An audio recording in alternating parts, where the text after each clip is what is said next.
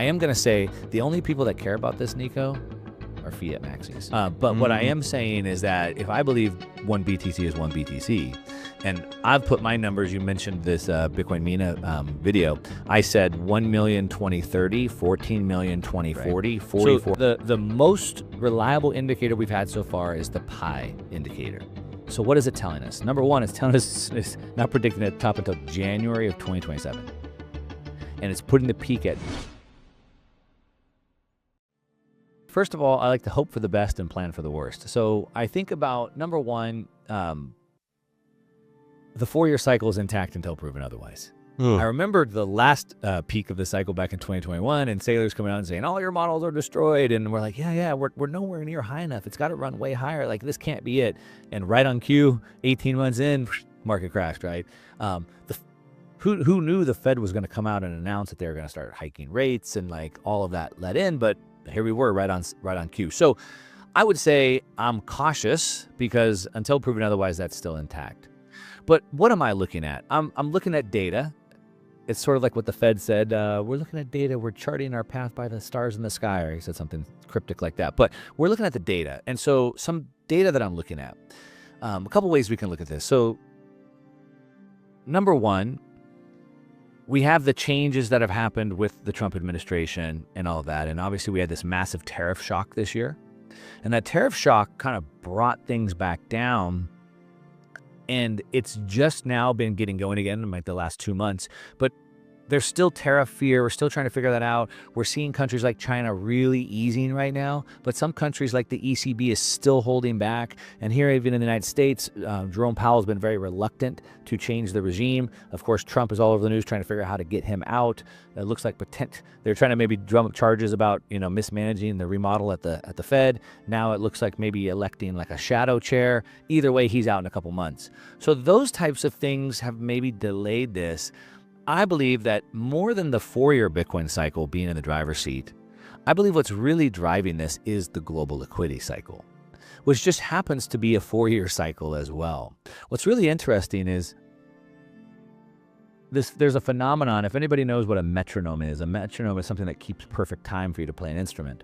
And there's this phenomenon where if I put like 100 on this table right here and I started them at all different times, within a period of time, they'd all sync together. And so we're in a debt-based system, so we have all this global debt, and it is everywhere from months up to 30 years in duration. But in 2008, when we had the great financial crash, the whole world dropped rates to zero. And when rates get dropped to zero, everybody calls and refinances at once. So all the debt got synced up. And if you look now, about 75% of global debt is between a 3 to 5 year duration, or about 4 years. And so that happened in 2008. 2012, 2016, 2020, 2024, wow. Which just so happens to coincide with the 4-year Bitcoin halving cycle and a 4-year presidential cycle.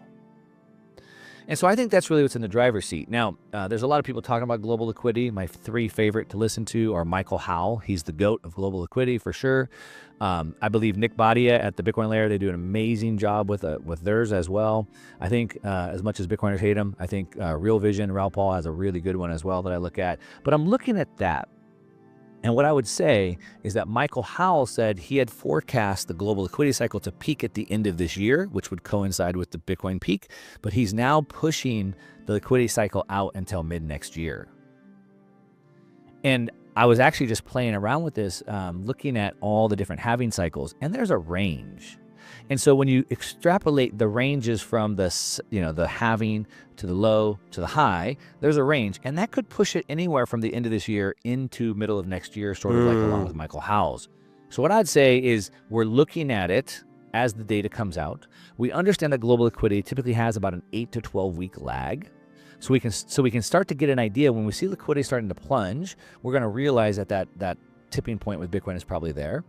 So I think there, I'll take a break there, but I would also look at, I'm looking at the pi cycle indicator, which, by the way, I just recorded a video yesterday on this. The pi cycle indicator has been almost 100% accurate to the day of every cycle we've seen so far. It's amazing.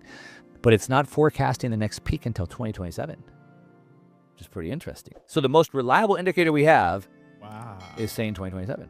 I would look at MVRV data, I think is also really important. But anyway, we're looking at data. What I've learned from being in technology a long time and deploying capital is the best products and really where you get mass adoption is when people don't realize they're using the technology, right? And so I've often thought as I'm deploying venture capital, it's like, we don't need more Bitcoin products. We need Bitcoin in more products, right? And so we have all these people who are just going passively through life. And I don't think it's right. They should wake up and manage their own money, but they don't. And this money is going into these funds and these allocators are managing that. And it's all losing value compared to the rate of monetary debasement. Bonds are not keeping up. Most equities are not keeping up either. And we have a serious epidemic on our hands where these people are not pushing enough value into the future, and they're going to have a hard time in life. As we know, here in California, there's a big homeless problem. 50% of the people going onto Skid Row being homeless are baby boomers. It didn't work for them. So how do we fix that? Well, we, of course, buy Bitcoin, but most of them can't. So we have all these pools of capital, $400 trillion stuck behind different regulatory modes and mandates. What Saylor is doing with the strategy is creating niche individual products, Bitcoin-backed products, to reach into the credit and equity markets. And in my opinion, that is a massive, massive, massive good for society, for the world, because it's getting the Bitcoin lifeboat to these people who need it the most and aren't able to get it. And that's the pure play Bitcoin strategy that I see. When you were talking, you said that the majority of capital is not able to be allocated into Bitcoin. And I think that's something that's very difficult for at least my audience to understand, right? Like, you're just like, look, man, you have some money on the side, you have some savings, perhaps you're, a higher net worth individual, why don't you just smash buy? Could you talk a little bit about that? Like, why is it that most of that capital is not able to find itself into Bitcoin? Yeah. Well, one word we use a lot in Bitcoin space, it's not super nice, is we talk about the normies. And the normies are those who don't get this and don't understand this. We might call them NPCs, right? That's what the younger generation calls them, right? The non-player characters. And so they're going through life on a pre-programmed track. Go to school, get good grades, save for retirement, listen to the FDA, eat the food pyramid, all of those things. And those people are just having their paycheck deducted every 2 weeks. And it's being invested by who knows who doing who knows what. Or now in the United States, right, we've seen the public sector grow so much, so now it's in like public pensions and things like that. And so most people don't have access to that money. Now, could they, Nico? I mean, could we wake them up, unplug them from the matrix? Could they wake up and say, I don't want to do this anymore, quit my job, cash out my 401k, pay the penalties? Yeah, they could do that. The reality is most of them won't. And so we have the majority of people in the matrix, sleepwalking through life, having their money passively invested for them through these funds. And so as I made the case, about 97% of that money is not able to buy commodities. So the fund managers, let's say that if we can reach the fund managers, but I saw BlackRock is saying that they're going to talk to their advisors and tell them they should start allocating to Bitcoin. Sure, but most of those funds, those pensions, et cetera, cannot allocate to commodities. And so that's really the problem. Now we have other problems as well. So a lot of these funds can allocate to equities. So like a Bitcoin ETF could reach them. But a lot of these funds are only credit funds. So they'll think bonds, all types of different bonds, corporate bonds, public bonds, et cetera, right? Credit instruments. And so how do we reach those? And what are they buying? If you remember the movie The Big Short, if you saw that, it was about the 2008 housing collapse, great financial crash. You saw that these banks were taking all of these loans, creating CDOs, collateralized debt obligations, and it's basically mashing them all together so we don't really know what's in that basket. So we don't have any way to understand what the risk is. So I'm loaning money out of the debt obligation against a basket of who knows what risk I have, and it's under collateralized, which of course we saw the entire banking system collapse from that. So I'm going to invest, most people through these types of funds are invested into this unknown risk, under collateralized at 3 to 5% yield. And what Saylor's offering the credit market is a pristine asset, 5 to 1 or 10 to 1 over collateralized, paying 10%. And so the risk level went down, the yield went up, and these people have hope, right? They have hope of the future now today. you're not the first person who said this, but you're basically mentioning that we could see an extended bull market heading into 2026. And I forget who else was saying this, but where's your mind at in regards to that? Again, I'm looking at it from a data-driven narrative. Now, I'm going to answer this question for you because I just did this video yesterday, so I got a bunch of stats right here. I'm going to read it to you. But I am going to say the only people that care about this, Nico, are fiat maxis.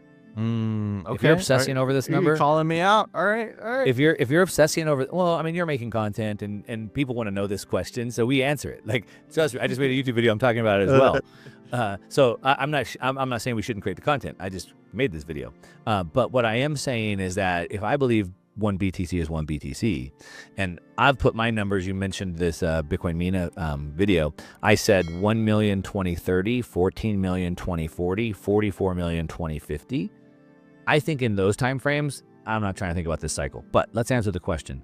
So if we look at the data, we can sort of extrapolate what that means to us in the future. And we have a range. We have like a bear case and a bull case, right?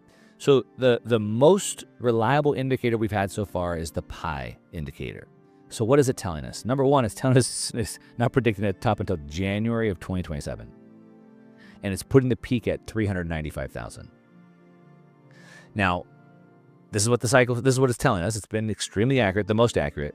It would mean that we would have to see Bitcoin sustain $200,000 for months to get to that level.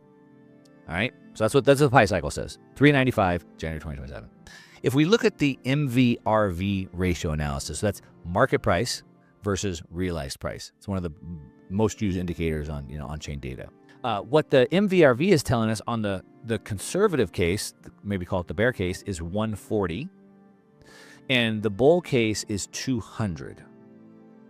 Now these are moving targets because if these use momentum indicators and on-chain data. So if, for example, we start seeing, like, let's say all these treasury companies that made these announcements over the last couple of weeks, all their buys start coming in Q3, it's going to push this. So we can't, it's hard for us to predict today, but it looks like somewhere in the 140 to 200 range would be for this cycle.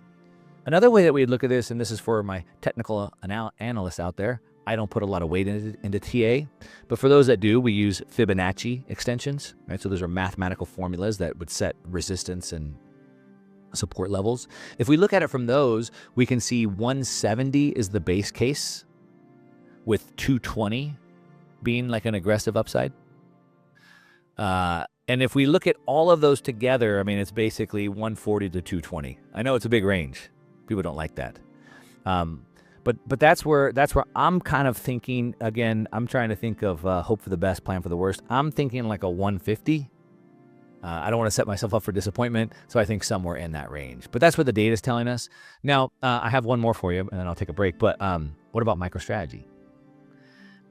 I believe that a well-run treasury company should always trade multiple times to NAV, at least 2 to 3 times NAV.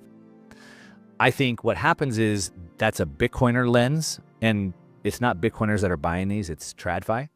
So TradFi is not trying to beat Bitcoin. They're just trying to beat inflation or the S&P 500. So I think what I'm calling escape velocity is when we get out of Bitcoiners buying it and TradFi starts buying it. But let's think about MicroStrategy for a second. So they have 600,000 Bitcoin. Let's say that they grow that to 700,000 Bitcoin this cycle. Then we say, well, where will the price of Bitcoin be? Which I've already given you some examples.